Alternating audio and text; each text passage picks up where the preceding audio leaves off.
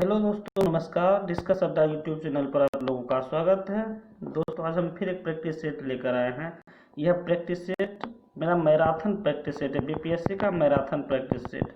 अभी तक जितना भी बीपीएससी का प्रैक्टिस सेट हुआ है, उन सभी सेट को मर्ज करके वीडियो बनाया जाएगा, जिसका पार्ट 1 वीडियो जो है वो आज यूट्यूब पर मैं डालूंगा।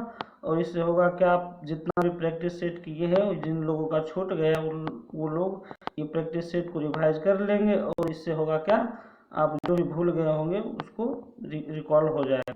वीडियो आपको अच्छा लगा तो वीडियो को लाइक कर दीजिएगा, कमेंट कर दीजिएगा। अगर चैनल पर आप लोग नहीं है तो चैनल को सब्सक्राइब कर लीजिएगा। चलिए शुरू करते हैं आज की क्लास। यहीं बराबर की गुफा का उपयोग किसने अपनी आश्रम गृह के रूप में किया? तो इस क्वेश्चन का आंसर हो जाएगा ऑप्शन ए, आजीवक ने। अशोक एवं उनके पौत्र जो थे दशरथ, उनके समय में नागार्जुन पहाड़ी तथा बराबर की पहाड़ी को काटकर आजीवकों के लिए आवास बनाया गया था। आजीवक संप्रदाय के जो संस्थापक थे वो थे मोगलीपुत्तिस। तो मेरा राइट आंसर हो जाएगा ऑप्शन ए। आइए देखते हैं नेक्स्ट क्वेश्चन। क्वेश्चन नंबर 2, 1830 के दशक में पटना केंद्र था। तो 1830 के दशक में पटना केंद्र था वहाबी आंदोलन का। वहाबी आंदोलन का नेतृत्व सैयद अहमद बरेलवी ने किया था। इस आंदोलन का मुख्य उद्देश्य था अंग्रेजी संस्कृति का बहिष्कार करना। यह आंदोलन बरेली के क्षेत्र से प्रारंभ हुआ, किंतु इस आंदोलन का मुख्य केंद्र पटना था। पटना से इस आंदोलन का नेतृत्व इनायत अली तथा विलायत अली ने किया था।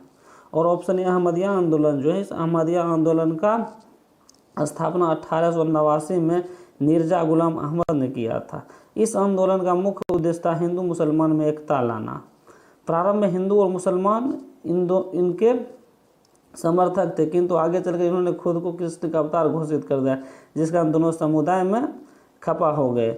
और इन्होंने अपना जो आंदोलन का मुख्य केंद्र था पंजाब गुरदासपुर को बनाया। और ऑप्शन सी, सन्यासी आंदोलन जो है, या सन्यासी आंदोलन हुआ था पश्चिम बंगाल के क्षेत्र में हुआ था। तो और ऑप्शन डी, मुंडा विद्रोह, मुंडा आंदोलन जो है, यह मुंडा आंदोलन हुआ था छोटा नागपुर पठार के झारखंड के क्षेत्र में हुआ था। मुंडा आंदोलन का नेतृत्व बिरसा मुंडा ने किया था। तो मेरा राइट आंसर हो जाएगा ऑप्शन बी, वहाबी आंदोलन। तो आइए देखते हैं नेक्स्ट क्वेश्चन। क्वेश्चन नंबर 3, 1873 में किसने सत्यशोधक समाज की स्थापना किया? तो सत्यशोधक के समाज की स्थापना जो किया, ज्योतिबा फुले ने किया था। इनका पूरा नाम था ज्योतिबा राव गोविंद राव फुले। इनका जन्म पुणे में एक माली कुल में हुआ था 1827 ईस्वी में। इन्होंने 1873 ईस्वी में दबे कुचले निम्न समाज के लोगों को न्याय दिलाने के लिए एक सत्यशोधक समाज की स्थापना किया। तो मेरा राइट आंसर हो जाएगा ऑप्शन बी। आइए देखते हैं नेक्स्ट क्वेश्चन। क्वेश्चन नंबर 4, किस वर्ष एचआरए की स्थापना हुई थी? तो एचआरए का मतलब हो गया हिंदुस्तान रिपब्लिक एसोसिएशन। इसकी स्थापना 1924 में हुई थी। और ऑप्शन ए में 1920 जो है, 1920 में असहयोग आंदोलन चलाया गया था महात्मा गांधी के द्वारा। और 1928 ऑप्शन बी जो है, 1928 में साइमन कमीशन आया था। तो इस तरह से मेरा राइट आंसर हो जाएगा ऑप्शन सी। आइए देखते हैं नेक्स्ट क्वेश्चन। क्वेश्चन नंबर 5, नील विद्रोह कहाँ हुआ था? तो नील विद्रोह हुआ था पश्चिम बंगाल के नदिया जिले में हुआ था। इस विद्रोह का नेतृत्व जो है दिगंबर विश्वास तथा विष्णु विश्वास ने किया था। नील विद्रोह की जानकारी जो है दीनबंधु की रचना नील दर्पण में मिलती है। तो मेरा राइट आंसर हो जाएगा ऑप्शन बी। आइए देखते हैं नेक्स्ट क्वेश्चन। और ऑप्शन डी में केरल जो है दोस्तों, केरल में मोपला विद्रोह हुआ था। और ऑप्शन सी महाराष्ट्र जो है, महाराष्ट्र में दक्कन विद्रोह तथा बरली विद्रोह हुआ था। तो मेरा राइट आंसर हो जाएगा ऑप्शन बी। आइए देखते हैं नेक्स्ट क्वेश्चन। क्वेश्चन नंबर 6, भारतीय संविधान के किस अनुच्छेद में विधानसभा के निर्वाचन का प्रावधान है? तो यह अनुच्छेद 170 में है। अनुच्छेद 170 में कहा गया है कि भारतीय विधानसभा के सदस्यों का निर्वाचन जो होगा प्रत्यक्ष रूप से होगा। और इसमें यह भी नियम बनाया गया कि विधानसभा में अधिकतम सीटों की संख्या 500 होगी और न्यूनतम जो सीटों की संख्या होगी 60 होगी।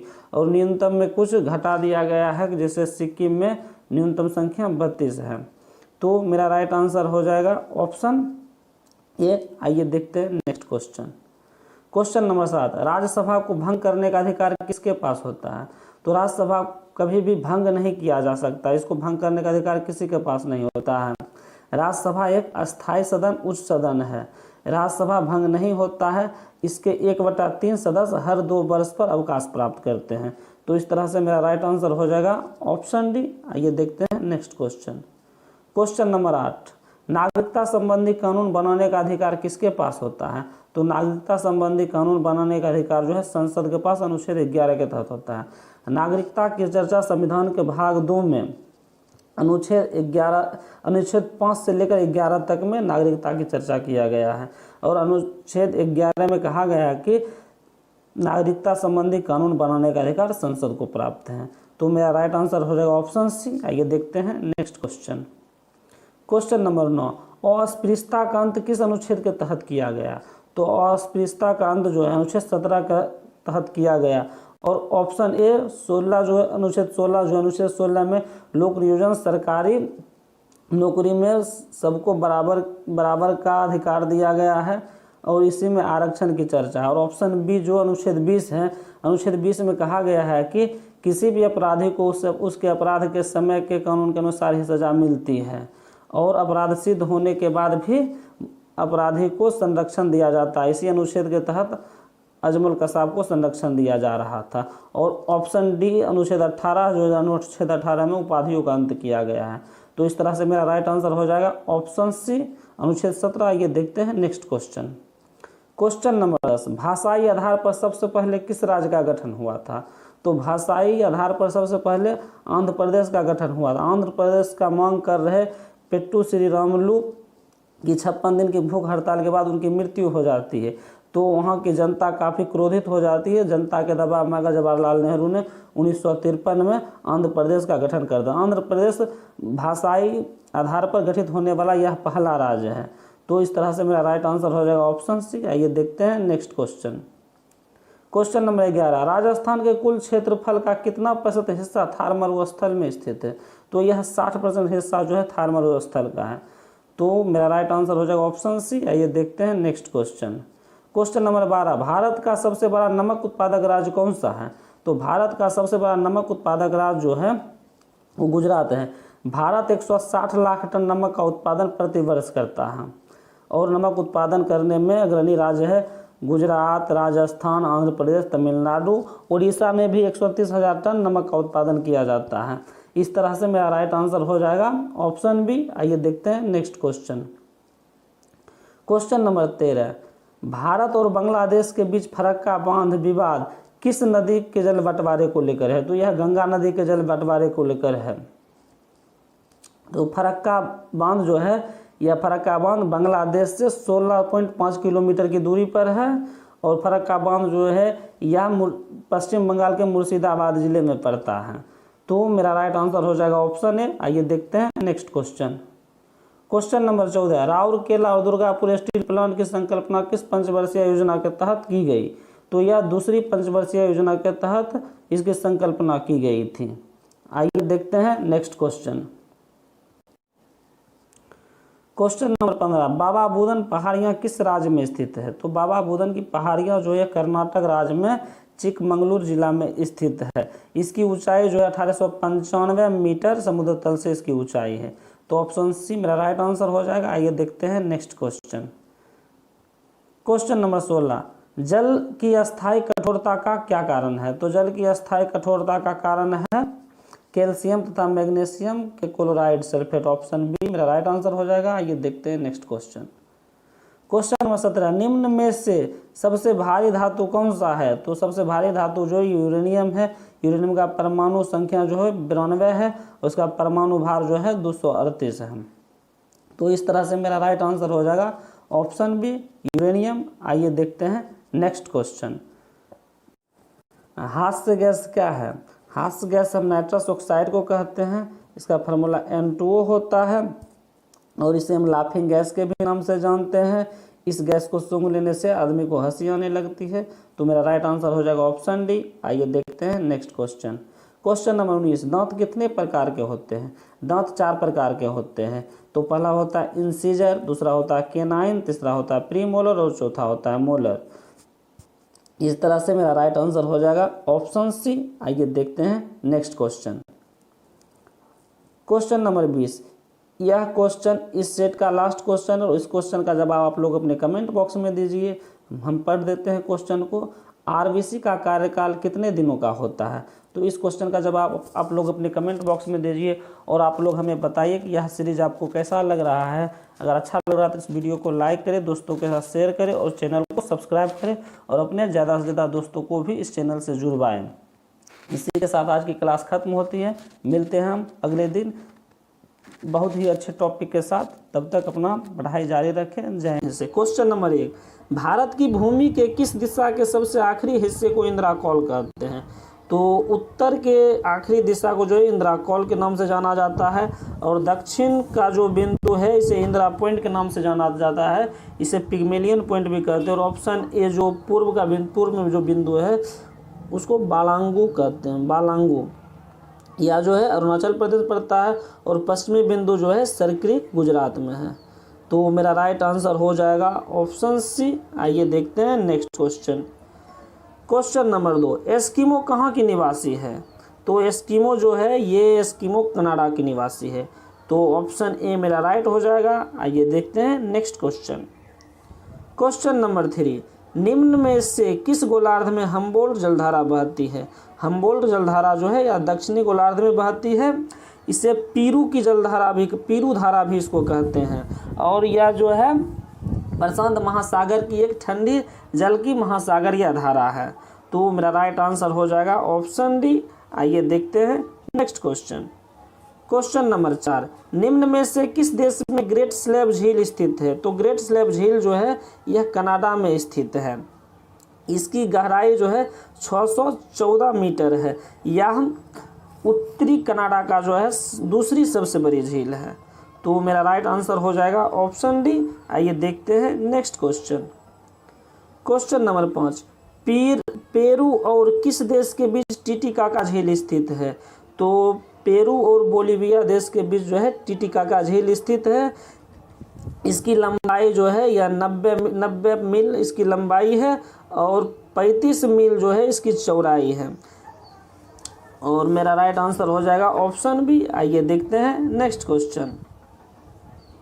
क्वेश्चन नंबर 6, भगत सिंह, राजगुरु, सुखदेव और जयगोपाल किस षड्यंत्र में शामिल थे? तो यह जो थे ये लाहौर के षड्यंत्र में शामिल थे। लाला लाजपत राय की मृत्यु का प्रतिशोध लेने के लिए इन्होंने एस्कॉट को मारने का प्लान बनाया था, किंतु मौका पर एस्कॉट नहीं आया और उसके जगह पर जेपी सॉन्डर्स आया था। इन्होंने जेपी सॉन्डर्स को गोली से मार दिया और मौके पर उनकी मृत्यु हो गई। इस घटना को लाहौर षड्यंत्र के नाम से भी जाना जाता है। तो ऑप्शन बी मेरा राइट आंसर हो जाएगा। ये देखते हैं next question. Question number 7, Azad Hind फौज की स्थापना किस देश में की गई थी? तो आज़ाद हिंद फौज की स्थापना जो है यह किया गया सिंगापुर में 1943 ईस्वी में रास बिहारी बोस के द्वारा। तो मेरा राइट आंसर हो जाएगा ऑप्शन बी। आइए देखते हैं next question. Question number 8, Gurmukhi लिपि किस सिख गुरु के द्वारा शुरू की गई थी? तो गुरुमुखी लिपि का शुरुआत जो है यह गुरु अंगद ने किए थे।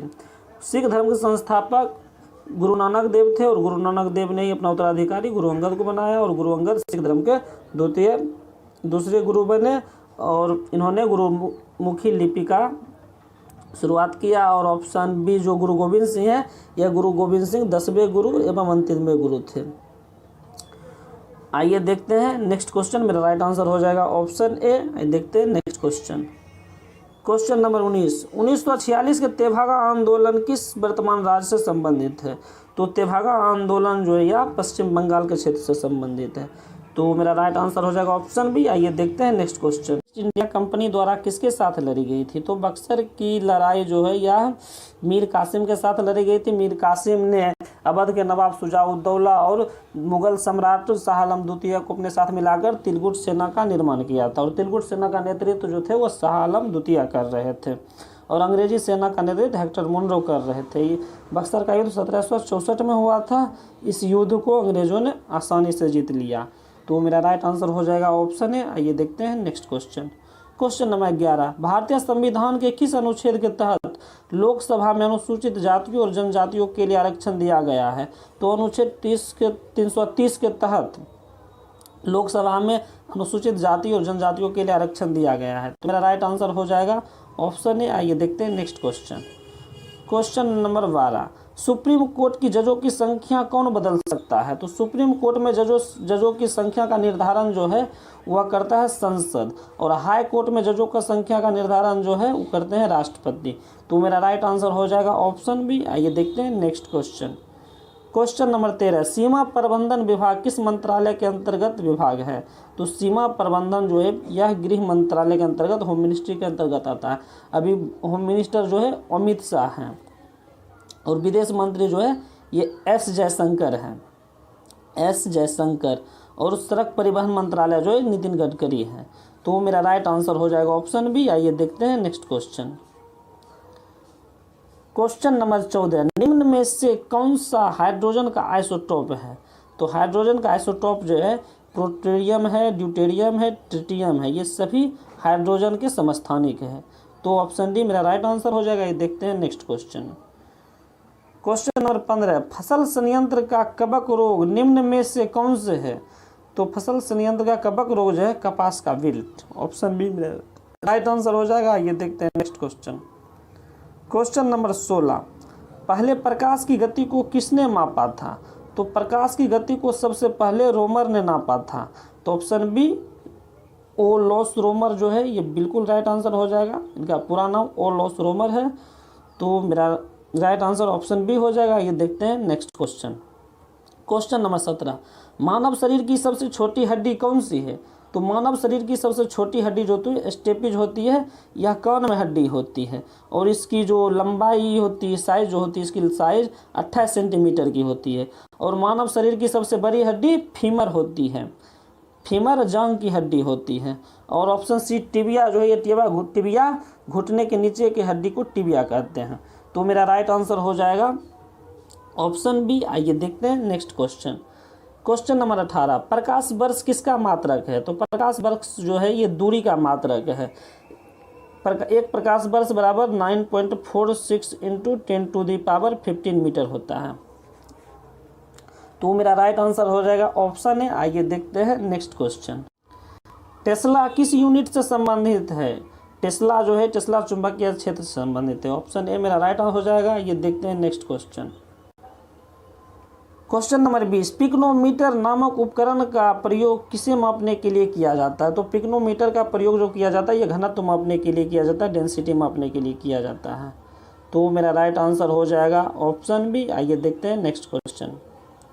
क्वेश्चन नंबर 21, यह इस सीरीज का लास्ट क्वेश्चन है, और इस क्वेश्चन का जवाब आप लोग अपने कमेंट बॉक्स में दीजिए। क्वेश्चन हम पढ़कर बता देते हैं। तालाब का जल कम गहरा दिखाई देने का कारण है?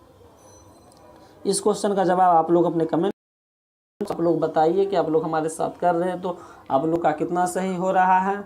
और वीडियो आपको अच्छी लग रही है तो वीडियो को लाइक कीजिए, कमेंट कीजिए और दोस्तों का शेयर कीजिए। और इस चैनल पर जाइए। बम्बई क्रॉनिकल समाचार पत्र किसके द्वारा शुरू किया गया?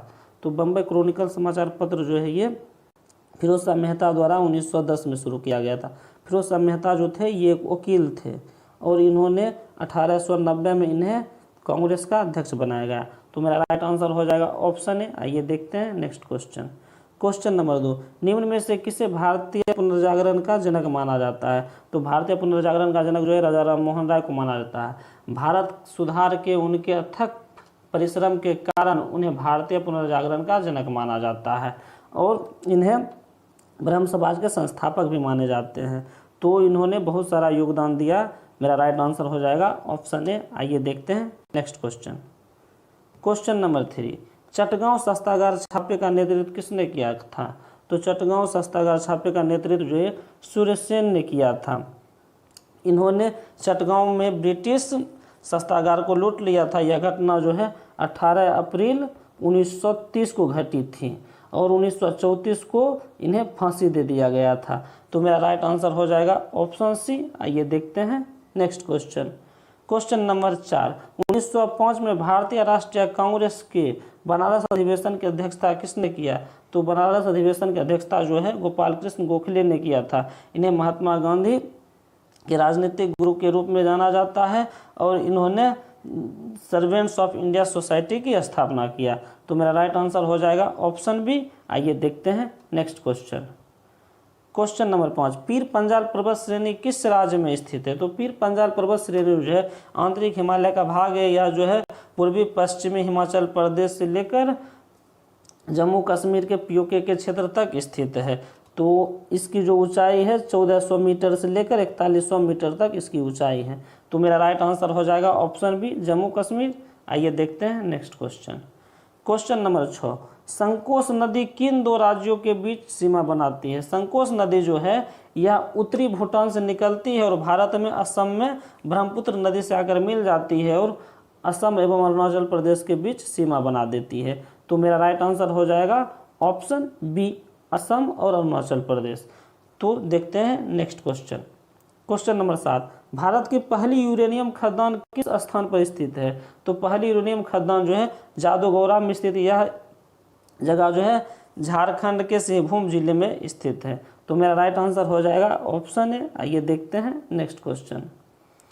क्वेश्चन नंबर 8, निम्नलिखित में से भारत में ही उत्पन्न होने वाली सबसे लंबी नदी कौन सी है? तो भारत में उत्पन्न होने वाली सबसे लंबी नदी जो है गंगा है। गंगा नदी जो है यह उत्तराखंड के गंगोत्री ग्लेशियर से निकलती है। इसकी लंबाई जो है 2525 किलोमीटर है और यह नदी जो है बांग्लादेश से होते हुए बंगाल की खाड़ी में जाकर गिर जाती है। बांग्लादेश में इस नदी को, गंगा को पद्मा के नाम से जाना जाता है, पद्मा। तो मेरा राइट आंसर हो जाएगा ऑप्शन बी। आइए देखते हैं next question. Question number 9, Malwa पठार किस राज्य का हिस्सा नहीं है? तो मालवा पठार जो है यह महाराष्ट्र का हिस्सा नहीं है। मालवा पठार, मालवा पठार का विस्तार जो है ये राजस्थान, गुजरात, मध्य प्रदेश के क्षेत्र में फैला हुआ है। इसका एरिया जो है, इसका एरिया 81,767 वर्ग किलोमीटर है। तो मेरा राइट आंसर हो जाएगा ऑप्शन सी, महाराष्ट्र में या नहीं है। तो आइए देखते हैं नेक्स्ट क्वेश्चन। क्वेश्चन नंबर 10, क्षेत्रफल के मामले में निम्नलिखित में से कौन सा देश भारत से बड़ा नहीं है? तो आइए इस चीज को समझते हैं मैप। चलिए दोस्तों इसको हम समझते हैं मैप पर। यहाँ पे देखिए सब भारत का स्थान जो है 7वां है। पहले स्थान पर जो है वो रूस है। देखते हैं रूस, कनाडा, चीन, अमेरिका, ब्राजील, ऑस्ट्रेलिया, तब जाकर भारत। ये जो है ये भारत का हिस्सा है दोस्तों। तो हम जान गए कि भारत का स्थान जो है 7वां है। भारत से बड़े 6 देश हैं और इस और ऑप्शन में जो दिया है इंडोनेशिया, जो दिया है ऑप्शन में, ये इंडोनेशिया जो है ये भारत से बड़ा नहीं है। तो मेरा राइट आंसर हो जाएगा ऑप्शन डी। एक बार और इसको रट लेते हैं। भारत का स्थान कितना है देख लेते हैं। पहला स्थान पे है रूस, कनाडा, चीन, अमेरिका, ब्राजील, ऑस्ट्रेलिया, तब जाकर भारत। तो मेरा राइट आंसर हो जाएगा ऑप्शन डी। आइए देखते हैं next question. Question number 11। Question number 11 कहता है मिस्र की राजधानी कहाँ है? मिस्र की राजधानी है दोस्तों काहिरा। और ऑप्शन बी बगदाद जो है ये इराक की राजधानी है। तो मेरा राइट आंसर हो जाएगा ऑप्शन सी, काहिरा। ये देखते हैं next question. Question number 12, Rajya Sabha के सदस्यों का कार्यकाल कितने वर्षों का होता है? तो राज्यसभा के सदस्यों का कार्यकाल जो होता है वो 6 वर्षों के लिए होता है और प्रत्येक 2 वर्ष में इसके 1/3 सदस्य अवकाश प्राप्त लेते हैं। तो मेरा राइट आंसर हो जाएगा ऑप्शन बी। आइए देखते हैं next question. Question number 13, Bharat के संविधान में समवर्ती सूची का प्रावधान कहाँ से लिया गया है? तो समवर्ती सूची का प्रावधान जो है ये ऑस्ट्रेलिया से लिया गया है, ऑप्शन सी। मेरा राइट आंसर हो जाएगा ऑप्शन सी। आइए देखते हैं नेक्स्ट क्वेश्चन। क्वेश्चन नंबर 14, संविधान के किस संशोधन से राजनीति निर्देशक सिद्धांतों को मौलिक अधिकार पर प्रमुखता की स्थिति मिली? तो यह मिली है 42वां संविधान संशोधन के द्वारा।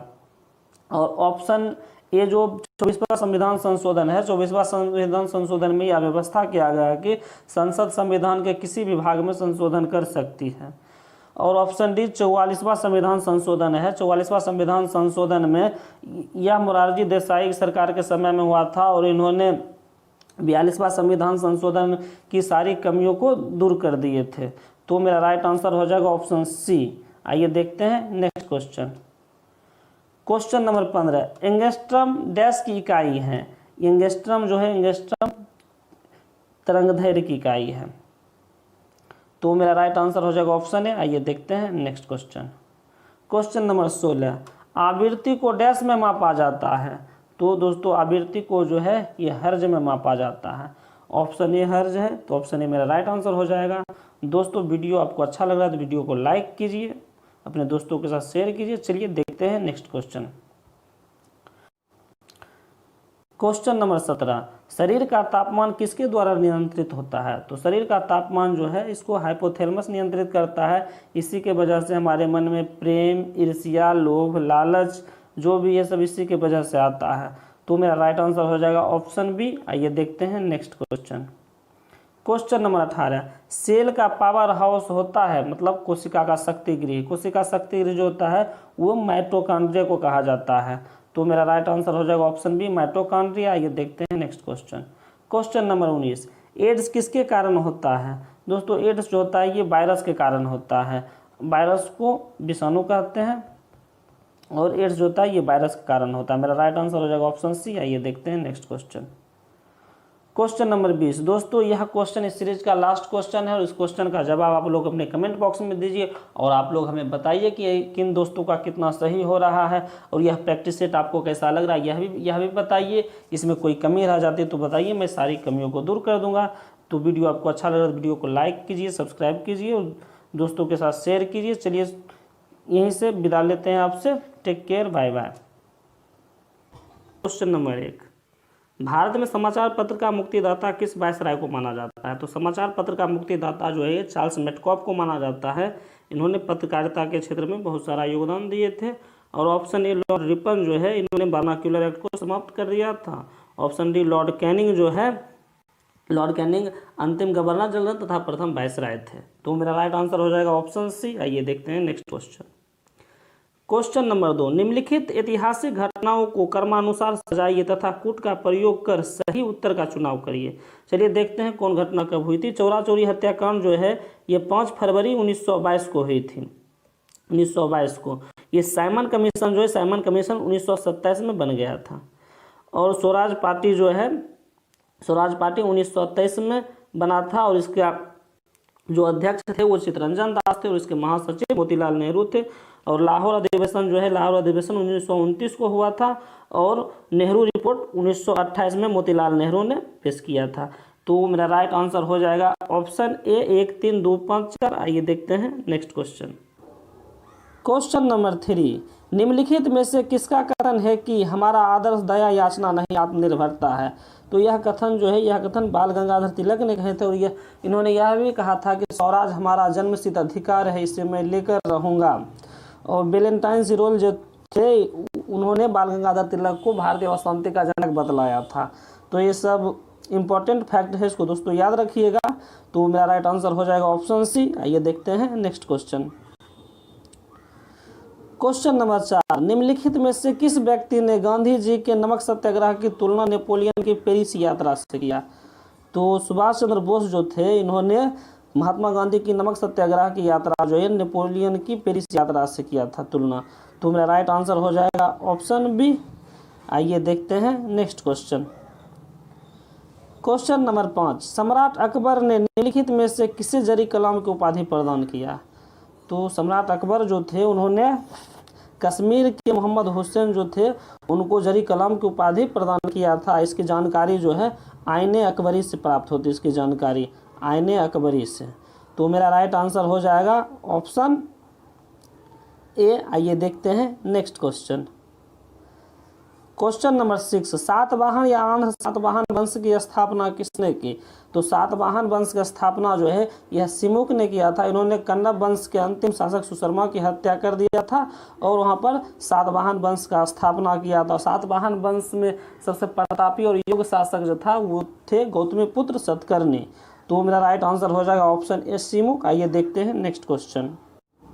क्वेश्चन नंबर 7, पंचायती राज व्यवस्था अपनाई गई थी। तो पंचायती राज व्यवस्था जो है ये 2 अक्टूबर 1959 को राजस्थान के नागौर जिला में पहली बार अपनाई गई थी। इसका मुख्य उद्देश्य था लोकतांत्रिक शक्तियों के विकेंद्रीकरण का सुनिश्चित करना। तो इस तरह से मेरा राइट आंसर हो जाएगा ऑप्शन बी। आइए देखते हैं नेक्स्ट क्वेश्चन। क्वेश्चन नंबर 8, भारतीय संविधान का कौन सा अनुच्छेद भारत की विदेश नीति से संबंधित है? तो भारतीय संविधान का अनुच्छेद 51 जो है ये विदेश नीति से संबंधित है। इसमें कहा गया है कि अंतर्राष्ट्रीय स्तर पर शांति और सुरक्षा की उल्लेख किया गया है। तो मेरा राइट आंसर हो जाएगा ऑप्शन डी। आइए देखते हैं नेक्स्ट क्वेश्चन। क्वेश्चन नंबर 9, राष्ट्रपति अपना त्यागपत्र किसे सौंपता है? तो राष्ट्रपति अपना त्यागपत्र जो है ये उपराष्ट्रपति को सौंपता है। इसकी चर्चा अनुच्छेद 56 के क में इसकी चर्चा की गई है कि राष्ट्रपति अपना त्यागपत्र जो है ये उपराष्ट्रपति को सौंपता है। और ऑप्शन सी में मुख्य न्यायाधीश जो है ये मुख्य न्यायाधीश राष्ट्रपति को शपथ दिलाते हैं। तो मेरा राइट आंसर हो जाएगा ऑप्शन बी। आइए देखते हैं next question. Question number 10, Bharat के सर्वाधिक क्षेत्रफल पर निम्नलिखित में से कौन सी मृदा पाई जाती है? तो भारत में जो है सबसे ज़्यादा जो है जलोढ़ मिट्टी पाई जाती है। इसकी कुल प्रतिशत जो है 43% जलोढ़ मिट्टी पाई जाती है। और ऑप्शन ए काली मिट्टी जो है ये कपास उत्पादन के लिए बहुत ही अच्छी होती है। यह महाराष्ट्र के क्षेत्र में पाई जाती है। तो मेरा राइट आंसर हो जाएगा ऑप्शन बी जलोढ़ मिट्टी। जलोढ़ मिट्टी के 2 प्रकार को होते हैं, खादर और एक होते हैं बांगर। आइए देखते हैं next question. Question number 11, Andaman और निकोबार में सबसे अधिक ऊंचाई वाली चोटी निम्नलिखित में से है? तो अंडमान निकोबार में सबसे अधिक ऊंचाई वाली चोटी जो है ये सैडल पीक है। इसकी ऊंचाई जो है 732 मीटर इसकी ऊंचाई है। तो मेरा राइट आंसर हो जाएगा ऑप्शन ए सैडल पीक। आइए देखते हैं नेक्स्ट क्वेश्चन। क्वेश्चन नंबर 12, निम्नलिखित में से कौन पक्षियों के महाद्वीप के नाम से जाना जाता है? तो पक्षियों के महाद्वीप के नाम से जो है दक्षिण अमेरिका जाना जाता है। दक्षिण अमेरिका में पक्षियों की संख्या बहुत ही ज़्यादा है, इसलिए इसे पक्षियों का महाद्वीप कहा जाता है। Option C is the right answer. आइए देखते हैं नेक्स्ट क्वेश्चन। क्वेश्चन नंबर 13, शुष्क भूमि के लिए सर्वाधिक उचित फसल कौन सी है? तो शुष्क भूमि के लिए सर्वाधिक उचित फसल जो होती है ये मूंगफली होती है। तो मूंगफली मेरा ऑप्शन डी में है, तो यह ऑप्शन डी राइट हो जाएगा। आइए देखते हैं नेक्स्ट क्वेश्चन। क्वेश्चन नंबर 14, निम्नलिखित में से कौन सी क्रांति झींगा मछली उत्पादन से संबंधित है? तो झींगा मछली उत्पादन से संबंधित जो है ये गुलाबी क्रांति है। और ऑप्शन ए पीली क्रांति जो है तिलहन उत्पादन से संबंधित है। चलिए हम एक चार्ट लेकर आए हैं, उसको देखिए कृषि के क्षेत्र में विभिन्न क्रांतियाँ जो हुई थी। आइए देखते हैं उस चार्ट। यह जो चार्ट है इस चार्ट को आप लोग रट लीजिएगा, ये बहुत इंपॉर्टेंट चार्ट है। इससे क्वेश्चन हर एग्जाम में क्वेश्चन इससे आता है। चलिए करते हैं, आप लोग मेरे साथ कीजिए। हरित क्रांति खाद्यान्न उत्पादन, श्वेत क्रांति दूध उत्पादन, नीली क्रांति मत्स्य उत्पादन, भूरी क्रांति उर्वरक उत्पादन, रजत क्रांति अंडा उत्पादन, पीली क्रांति तिलहन उत्पादन, कृष्ण क्रांति बायोडीजल उत्पादन, लाल क्रांति टमाटर मांस उत्पादन, गुलाबी क्रांति झींगा मछली उत्पादन, बादामी क्रांति मसाला उत्पादन, सुनहरी क्रांति फल उत्पादन, अमृत क्रांति नदी जोड़ो परियोजनाएं। तो यह जो है सभी वेरी वेरी इंपॉर्टेंट, इसको रख लीजिएगा और इसका एक स्क्रीनशॉट ले लीजिए। मेरा राइट आंसर हो जाएगा ऑप्शन बी। आइए देखते हैं नेक्स्ट क्वेश्चन। क्वेश्चन नंबर 15, मुद्रास्फीति से लाभान्वित होता है? तो मुद्रास्फीति से जो लाभान्वित होता है वो ऋणी होता है जो कर्ज लेता है। तो मेरा राइट आंसर हो जाएगा ऑप्शन सी। आइए देखते हैं next question. Question number 16, Bharat में राष्ट्रीय आय की गणना निम्नलिखित में से किसके द्वारा की जाती है? तो राष्ट्रीय आय की गणना जो है केंद्रीय सांख्यिकी संगठन के द्वारा किया जाता है। तो ऑप्शन सी मेरा राइट आंसर हो जाएगा। ऑप्शन ए नीति आयोग जो है इसके अध्यक्ष प्रधानमंत्री होते हैं, नीति आयोग के अध्यक्ष। इसका नाम पहले योजना आयोग था। और option D reserve bank of India है, यह भारत का केंद्रीय बैंक होता है। आइए देखते हैं नेक्स्ट क्वेश्चन। मेरा राइट आंसर हो जाएगा ऑप्शन सी। क्वेश्चन नंबर 17, खाद्य पदार्थों के संरक्षण में प्रयोग किया जाता है? तो खाद्य पदार्थों के संरक्षण के लिए सोडियम बेंजोएट का प्रयोग किया जाता है। ऑप्शन सी मेरा राइट आंसर हो जाएगा। आइए देखते हैं नेक्स्ट क्वेश्चन। क्वेश्चन नंबर 18, निम्नलिखित में से कौन सा एक प्राकृतिक अणुचुंबकीय है? तो प्राकृतिक अणुचुंबकीय जो है ये ऑक्सीजन होता है, प्राकृतिक अणुचुंबकीय। आइए देखते हैं नेक्स्ट क्वेश्चन। क्वेश्चन नंबर 19, रासायनिक दृष्टि से वाटर ग्लास क्या है? तो रासायनिक दृष्टि से वाटर ग्लास जो है, वाटर ग्लास होता है सोडियम सिलिकेट होता है वाटर ग्लास रासायनिक दृष्टि से। मेरा option C is the right हो जाएगा, सोडियम सिलिकेट। आइए देखते हैं नेक्स्ट क्वेश्चन। क्वेश्चन नंबर 20, प्रतिबल की एसआई इकाई क्या होती है? तो प्रतिबल की एसआई इकाई जो होता है न्यूटन प्रति मीटर स्क्वायर होता है, इसको पास्कल भी कहा जाता है। तो मेरा राइट आंसर हो जाएगा ऑप्शन बी। आइए देखते हैं नेक्स्ट क्वेश्चन। क्वेश्चन नंबर 21, जल के अंदर वायु का बुलबुला व्यवहार करता है। जल के अंदर वायु का बुलबुला जो है ये अपसारी लेंस के भांति व्यवहार करता है। ऑप्शन सी मेरा राइट हो जाएगा, अपसारी लेंस। आइए देखते हैं नेक्स्ट क्वेश्चन। क्वेश्चन नंबर 22, फेरोमैग्नीज किसकी मिश्र धातु है? फेरोमैग्नीज जो है लोहा और मैग्नीज की एक मिश्र धातु है। यह जो होती है या उद्योग के क्षेत्र में कच्चे लोहे के रूप में इसका प्रयोग किया जाता है। ऑप्शन ए मेरा राइट हो जाएगा। आइए देखते हैं next question. Question number 23, RH कारक का नाम संबंधित एक प्रकार के है। तो आरएच फैक्टर जो है आप लोग जानते हैं, ब्लड ग्रुप जो होते हैं ये ए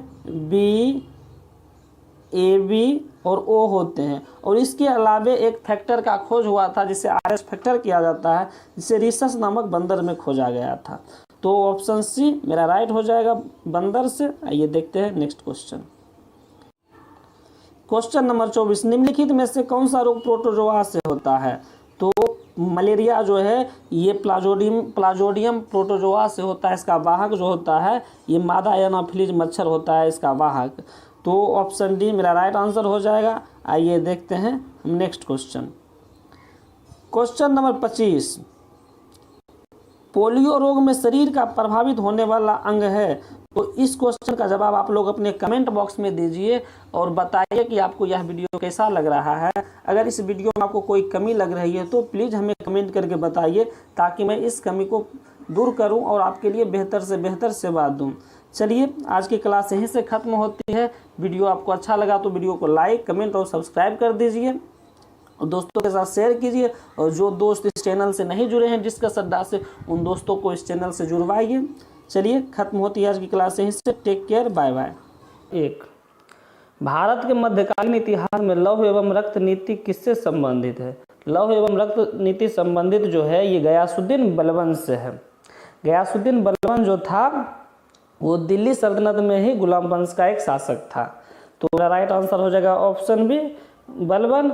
यह जो था बहुत ही न्यायप्रिय शासक था। यह लौह एवं रक्त नीति अपनाया और इसका जो कार्यकाल था वो 1266 से लेकर 1286 तक इसका कार्यकाल था। तो मेरा राइट आंसर हो जाएगा ऑप्शन बी, गयासुद्दीन बलबन। आइए देखते हैं हम नेक्स्ट क्वेश्चन। क्वेश्चन नंबर 2, सर्वप्रथम भारत पर होने वाले हुन आक्रमण की जानकारी मिलती है। तो भारत पर होने वाले हुन आक्रमण की जानकारी जो है ये भीतरी स्तंभलेख से मिलती है। भीतरी स्तंभलेख जो है ये उत्तर प्रदेश के गाजीपुर जिला में स्थित है, भीतरी स्तंभलेख।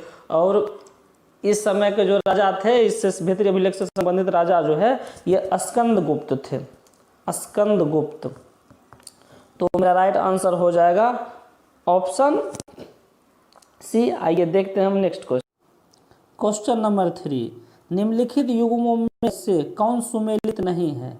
तो इसमें देखना है कौन सुमेलित नहीं है। तवांग मठ अरुणाचल प्रदेश बिल्कुल सही है।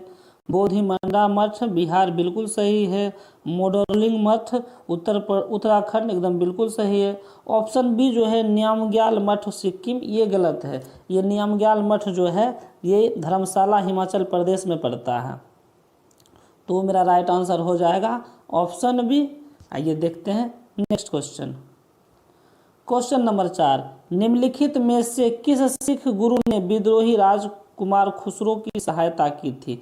तो विद्रोही राजकुमार खुसरो की सहायता जो है सिख के 5वें गुरु अर्जुन देव ने किया था, जिससे जहांगीर जो था बहुत ही नाराज हो गया और गुरु अर्जुन देव को मृत्युदंड की सजा सुना दी, जिसमें मुगलों और सिखों में भेदभाव हो गया। तो इस तरह से मेरा राइट आंसर हो जाएगा ऑप्शन ए। आइए देखते हैं हम नेक्स्ट क्वेश्चन। क्वेश्चन नंबर 5, प्राचीन भारतीय इतिहास के विषय में जानकारी मुख्यतः किन स्रोतों से प्राप्त होती है? तो प्राचीन भारतीय इतिहास में जानकारी प्राप्त करने की 4 स्रोत हैं। तो 4 स्रोत कौन कौन है? पहले तो हम जानते हैं धर्म ग्रंथ से, उसके बाद ऐतिहासिक ग्रंथ से जानते हैं, उसके बाद हम जानते हैं विदेशियों का विवरण से, और उसके बाद पुरातात्विक संबंधित साक्ष्य से जानते हैं। तो इस तरह से मेरा राइट आंसर जो हो जाएगा वो ऑप्शन डी 1, 2, 3 हो जाएगा। तो मेरा राइट आंसर हो जाएगा ऑप्शन डी। आइए देखते हैं नेक्स्ट क्वेश्चन। क्वेश्चन नंबर 6, गदर पार्टी की स्थापना निम्नलिखित में से किसने किया? तो गदर पार्टी की स्थापना जो है ये लाला हरदयाल ने किया था सैन फ्रांसिस्को में। तो मेरा राइट आंसर हो जाएगा ऑप्शन सी, लाला हरदयाल। आइए देखते हैं नेक्स्ट क्वेश्चन। क्वेश्चन नंबर 7, बेदरा का युद्ध निम्नलिखित में से किसके साथ हुआ था? तो बेदरा का युद्ध जो है यह अंग्रेज एवं डचों के बीच हुआ था। अंग्रेज ने डचों को बुरी तरह पराजित कर दिया था। तो मेरा राइट आंसर हो जाएगा ऑप्शन बी, अंग्रेज एवं डचों। आइए देखते हैं हम next question. Question number 8, Kali Ghat शैली निम्नलिखित में से किस राज्य से संबंधित है? तो काली घाट शैली जो है ये पश्चिम बंगाल से संबंधित है, काली घाट शैली। तो मेरा राइट आंसर हो जाएगा ऑप्शन बी, पश्चिम बंगाल। आइए देखते हैं हम नेक्स्ट क्वेश्चन। क्वेश्चन नंबर 9, निम्नलिखित में से कौन सुमेलित नहीं है? फिर इसमें चेक करना कौन सुमेलित नहीं है। इसमें जो विश्रामपुर जो है, विश्रामपुर कोयला के लिए प्रसिद्ध है, विश्रामपुर। और यूरेनियम जो है लिखा है यूरेनियम, झारखंड के जादूगौरा में यूरेनियम प्रसिद्ध है। तो मेरा राइट आंसर हो जाएगा ऑप्शन सी। आइए देखते हैं नेक्स्ट क्वेश्चन। क्वेश्चन नंबर 10, निम्नलिखित में से किस नदी का उद्गम भूमध्य रेखा के समीप होता है? तो भूमध्य रेखा के समीप जो उद्गम है ये नील नदी का उद्गम भूमध्य रेखा के समीप है। तो मेरा राइट आंसर हो जाएगा ऑप्शन सी, नील नदी। नील नदी जो है यह विश्व की सबसे बड़ी नदी, लंबी नदी है नील नदी। तो मेरा राइट आंसर हो जाएगा ऑप्शन सी, नील नदी। आइए देखते हैं हम next question. Question number 11, Sindhu नदी की कौन सी सहायक नदी मानसरोवर झील से निकलती है? तो सिंधु नदी की सहायक नदी जो मानसरोवर झील से निकलती है सतलज नदी है। सतलज नदी जो है यह भारत में प्रवेश करती है, सिपकिला दर्रा जो हिमाचल प्रदेश में है, सिपकिला दर्रा से भारत में वह प्रवेश कर जाती है। तो मेरा राइट आंसर हो जाएगा ऑप्शन सी। आइए हम देखते हैं next question. Question number 12, Tulbul परियोजना किस नदी पर स्थित है? तो तुलबुल परियोजना जो है यह जम्मू कश्मीर में झेलम नदी पर बनाया गया यह परियोजना है। तो मेरा राइट आंसर हो जाएगा ऑप्शन सी, झेलम नदी। आइए देखते हैं हम next question. Question number 13, Bharat की सर्वाधिक सीमा किस देश के साथ लगती है? तो भारत की सर्वाधिक सीमा जो है यह लगती है बांग्लादेश के साथ, 4096 किलोमीटर बांग्लादेश के साथ लगती है। और पाकिस्तान के साथ जो है, पाकिस्तान के साथ लगती है 3323 किलोमीटर पाकिस्तान के साथ, और चीन के साथ 3488 के आसपास। तो मेरा राइट आंसर हो जाएगा ऑप्शन सी। आइए देखते हैं हम नेक्स्ट क्वेश्चन। क्वेश्चन नंबर 14, भारतीय संविधान द्वारा दिए गए निम्नलिखित मौलिक अधिकारों के कारण गैर अनुदान अल्पसंख्यक संस्थानों को आरटीआई अधिनियम के दायरे से बाहर रखा गया है। तो यह अनुच्छेद 30 में अनुच्छेद 30 के क में यह प्रावधान किया गया है कि किसी भी अल्पसंख्यक को शिक्षण संस्थान खोलने के लिए सरकार अधिकार देती है और इसे धन देने में भी कोई कमी नहीं करती है। तो मेरा राइट आंसर हो जाएगा ऑप्शन डी, अनुच्छेद 30 के क। आइए देखते हैं हम next question. Question number 15, Bharat के निर्वाचन आयोग के चुनाव से कौन सा चुनाव संबंधित नहीं है? तो यह जो होती है राज्य की पंचायतें और नगर पालिका के चुनाव जो होती है यह चुनाव आयोग नहीं कराती है। तो मेरा राइट आंसर हो जाएगा ऑप्शन सी। आइए देखते हैं हम नेक्स्ट क्वेश्चन। क्वेश्चन नंबर 16, संविधान का अनुच्छेद 127 किससे संबंधित है? तो संविधान का अनुच्छेद 127 जो है यह राष्ट्रपति के अध्यादेश से संबंधित है। अनुच्छेद 127 में राष्ट्रपति के अध्यादेश की चर्चा है। आइए जानते हैं अध्यादेश क्या होता है। संसद का जब सत्र नहीं चल रहा होता है तो मान लीजिए उसी समय में कोई कानून बनाने की आवश्यकता हो जाती है, तो मंत्रिमंडल के सलाह पर राष्ट्रपति एक अस्थायी कानून बनाते हैं जिसे राष्ट्रपति का अध्यादेश कहा जाता है। यह कानून जो होता है यह कानून 6 माह के लिए बनता है। तो मेरा राइट आंसर हो जाएगा ऑप्शन ए। आइए देखते हैं हम नेक्स्ट क्वेश्चन नंबर 17, प्रशासनिक प्राधिकरण की स्थापना किस संविधान संशोधन के तहत हुई? तो इसकी स्थापना जो है 42वें संविधान संशोधन के तहत हुआ था। ऑप्शन सी मेरा राइट आंसर हो जाएगा 42वें संविधान संशोधन। आइए देखते हैं हम next question. Question number 18, MRI machine में निम्नलिखित में किसका प्रयोग किया जाता है? तो एमआरआई मशीन में चुंबकीय तरंग का इस्तेमाल किया जाता है। एमआरआई का फुल फॉर्म होता है मैग्नेटिक रेजोनेंस इमेजिंग। इसका कार्य जो है, इसका कार्य मनुष्य के शरीर के अंगों का चित्र प्राप्त करना, यह प्रबल चुंबकीय क्षेत्र में रेडियो तरंगों से प्राप्त किया जाता है। तो मेरा राइट आंसर हो जाएगा ऑप्शन डी, चुंबकीय तरंगे। आइए देखते हैं हम नेक्स्ट क्वेश्चन। क्वेश्चन नंबर 19, मानव त्वचा का रंग किससे निर्मित होता है? तो मानव त्वचा का रंग जो है मेलानिन से निर्मित होता है। इसी के कारण बाल का रंग, त्वचा का रंग निर्मित होता है और गोरे रंग की तुलना में काले लोगों में मेलानिन अधिक होती है। तो मेरा राइट आंसर हो जाएगा ऑप्शन डी, मेलानिन। आइए देखते हैं next question. Question number 20, plastic tape recorder पर लेपित पदार्थ क्या है? तो प्लास्टिक टेप रिकॉर्डर पर लेपित पदार्थ जो होता है वो फेरिक ऑक्साइड होता है, जिसे आयरन ऑक्साइड कहते हैं। तो मेरा राइट आंसर हो जाएगा option D, iron oxide. Ferric oxide के उस पर जो है परत कटिंग की हुई रहती है। आइए देखते हैं नेक्स्ट क्वेश्चन। क्वेश्चन नंबर 21, शरीर की सबसे बड़ी ग्रंथि कौन है? तो शरीर की सबसे बड़ी ग्रंथि जो होती है वह यकृत होती है। तो मेरा राइट आंसर हो जाएगा ऑप्शन सी, यकृत। आइए देखते हैं नेक्स्ट क्वेश्चन। क्वेश्चन नंबर 22, मनुष्य में मादा जनन अंग से किस हार्मोन का स्राव होता है? तो मनुष्य के मादा जनन अंग से जो है रिलैक्सिन हार्मोन का स्राव होता है। ऑप्शन सी राइट आंसर हो जाएगा। आइए देखते हैं नेक्स्ट क्वेश्चन। क्वेश्चन नंबर 23, मनुष्य में ऐच्छिक गतियों का नियंत्रण किसके द्वारा होता है? मनुष्य के शरीर में ऐच्छिक गतियों का नियंत्रण जो होता है सेरिब्रम के द्वारा होता है। तो मेरा राइट आंसर हो जाएगा ऑप्शन ए, सेरिब्रम। आइए देखते हैं next question. Question number 24, Bharat में पहला परमाणु ऊर्जा केंद्र कौन सा है? तो भारत में पहला परमाणु ऊर्जा केंद्र जो है यह तारापुर स्टेशन है। तारापुर जो है यह महाराष्ट्र में है, तारापुर मुंबई में, थाने जिला के पास है। तो मेरा राइट आंसर हो जाएगा ऑप्शन बी, तारापुर। आइए देखते हैं हम नेक्स्ट क्वेश्चन। क्वेश्चन नंबर 25, यह इस सीरीज का लास्ट क्वेश्चन है। इस क्वेश्चन का जवाब आप लोग अपने कमेंट बॉक्स में दीजिए और बताइएगा यह प्रैक्टिस सेट आपको कैसा लग रहा है।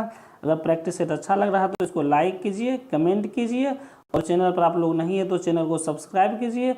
अपने अधिक से अधिक दोस्तों को इस चैनल से जुड़वाइए। तो चलिए इस क्वेश्चन को मैं पढ़ देता हूँ। क्वेश्चन नंबर 25, मोडम क्या है? इस क्वेश्चन का जवाब आप लोग जरूर दीजिएगा। चलिए आज की क्लास यहीं से खत्म होती है। Take care, bye bye.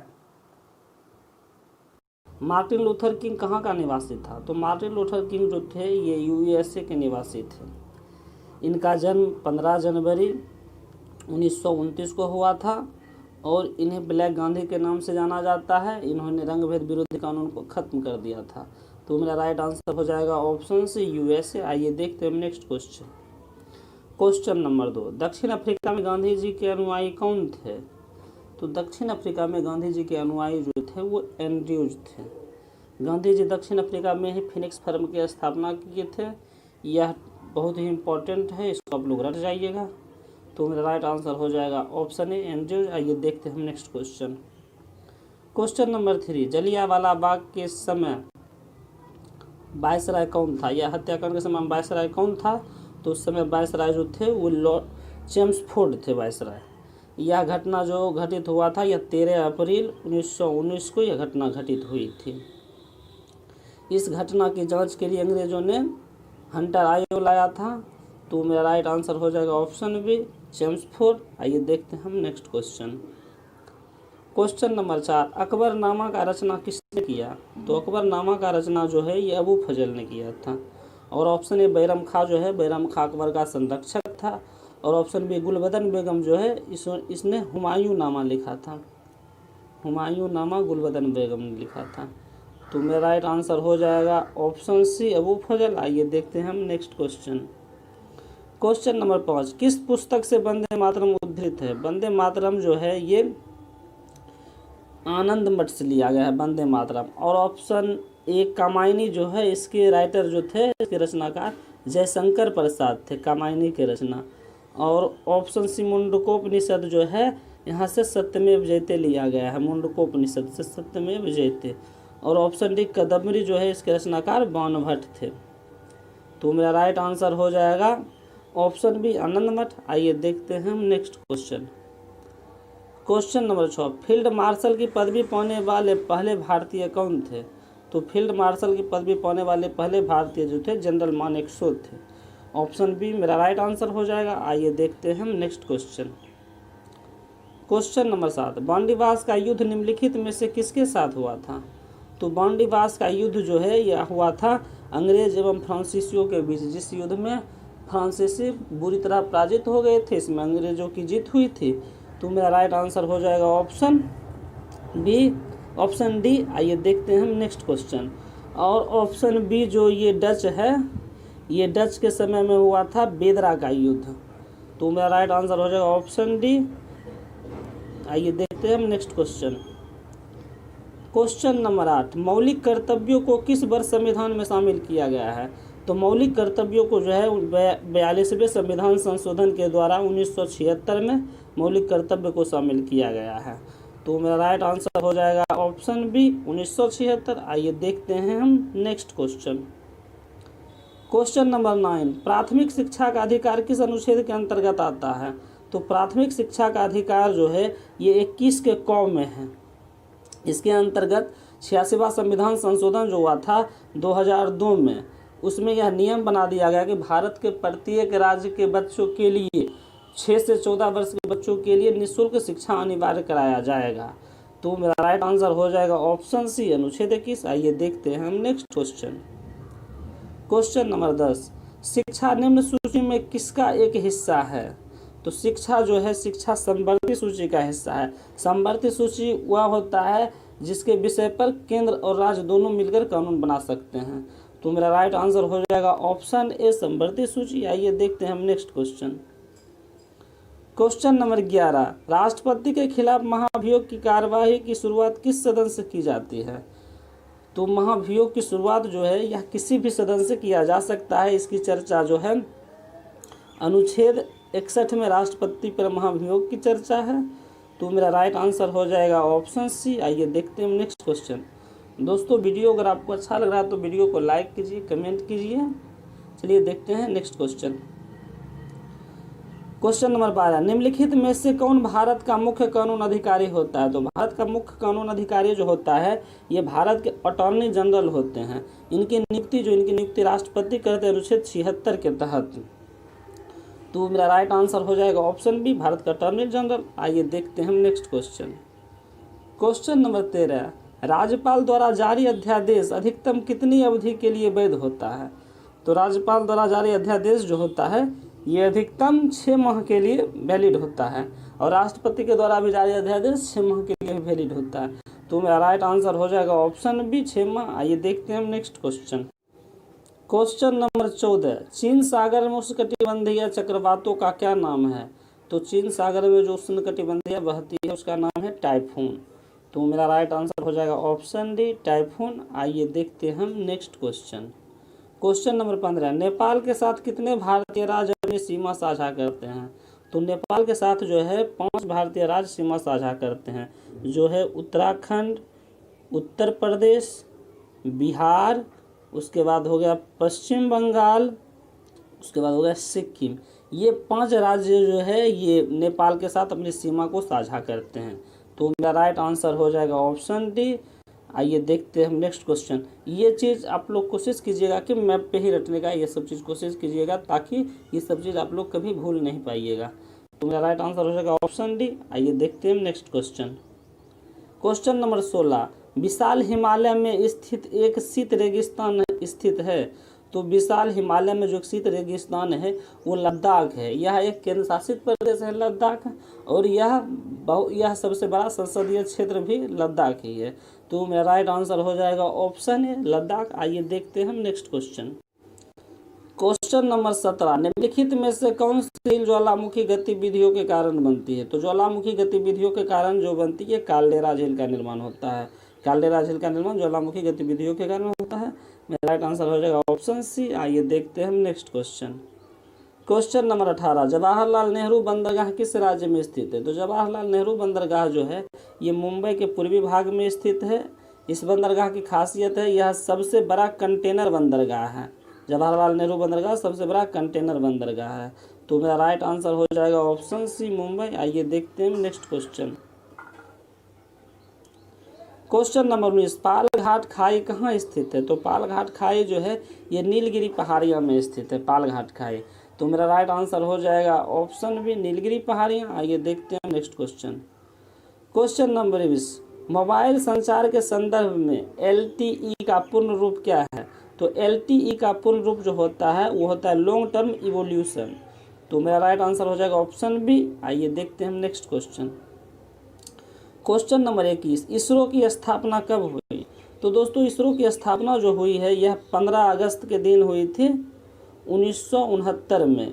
इसका स्थापना जो किया था वो विक्रम साराभाई ने किया था और इसका मुख्यालय जो था वो बेंगलुरु था इसका मुख्यालय। तो मेरा राइट आंसर हो जाएगा ऑप्शन, इसमें 1969 कहीं भी नहीं है तो इसलिए हम ऑप्शन डी के साथ चलेंगे। तो मेरा राइट आंसर हो जाएगा ऑप्शन डी। आइए देखते हैं next question. Question number 22, gene अवस्थित होते हैं? तो जीन जो होते हैं वो गुणसूत्र में अवस्थित होते हैं। जीन ये 23 जोड़े के फॉर्म में होते हैं, 23 जोड़े, गुणसूत्र 23 जोड़े होते हैं और इसकी संख्या कुल 46 होती है। और ऑप्शन बी माइटोकॉन्ड्रिया जो है ये कोशिका का पावर हाउस होता है। तो मेरा राइट आंसर हो जाएगा ऑप्शन ए गुणसूत्र। आइए देखते हैं हम नेक्स्ट क्वेश्चन। क्वेश्चन नंबर 23, रक्त की अशुद्धियाँ किस अंग में जाकर छनती है? तो रक्त की सारी अशुद्धियाँ जो होती है वृक्क में जाकर छनती है।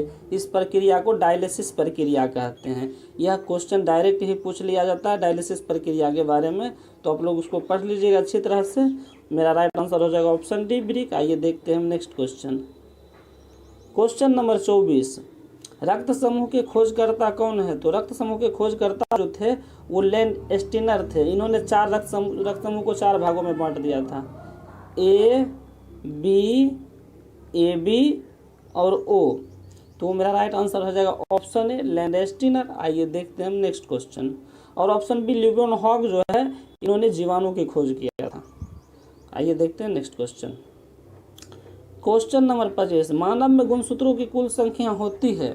तो दोस्तों इस क्वेश्चन का जवाब आप लोग अपने कमेंट बॉक्स में दीजिएगा और बताइएगा कि यह सेट प्रैक्टिस सेट आपको कैसा लग रहा है। अगर प्रैक्टिस सेट आपको अच्छा लगा है तो वीडियो को लाइक कीजिए, वीडियो पे कमेंट कीजिए और चैनल पर आप लोग नहीं है तो चैनल को सब्सक्राइब कर लीजिए। अपने अधिक से अधिक दोस्तों को इस डिस्कस अड्डा चैनल से जुड़वाइए। चलिए आज की क्लास यहीं से खत्म होती है। Thank you.